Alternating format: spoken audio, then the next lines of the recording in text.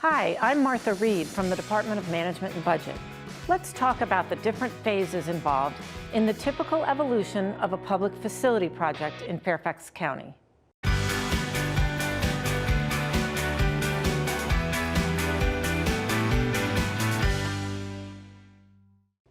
Before a new facility is constructed, there are several approval processes that must happen.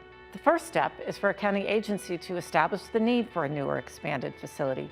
Typically, the agency coordinates with the building design branch of the Department of Public Works and Environmental Services. At this point, they'll examine if there is potential for an expansion of an existing facility, co-locate with another facility, or determine if a new facility is needed. Once the facility need is established and a major renovation or new construction has been determined, the next step is to integrate the proposed project into the Capital Improvement Program, or CIP. The CIP serves as a planning document to identify future capital projects and coordinate the financing and timing of improvements throughout the county. The CIP is evaluated each year with individual departments proposing new projects to be integrated into the program.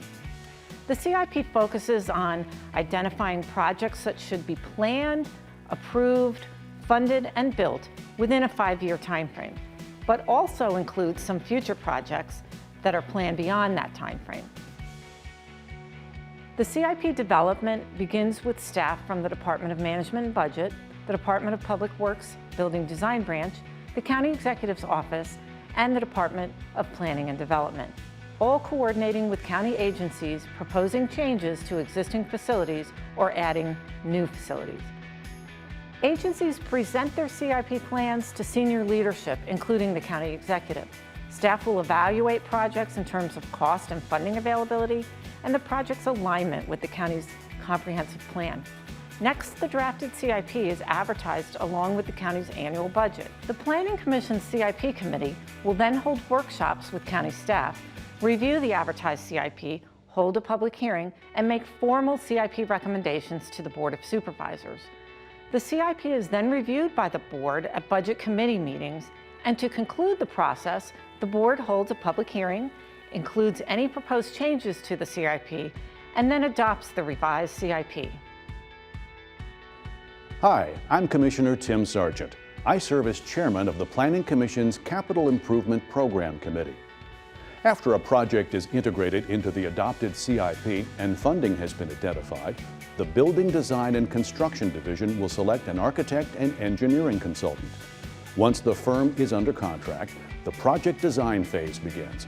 Then, for approximately 2 years, the project moves through its detailed design phases, from initial programming and concepts to construction-ready documents. Throughout the design phase, continuous coordination occurs between county agencies and the Building Design and Construction Division.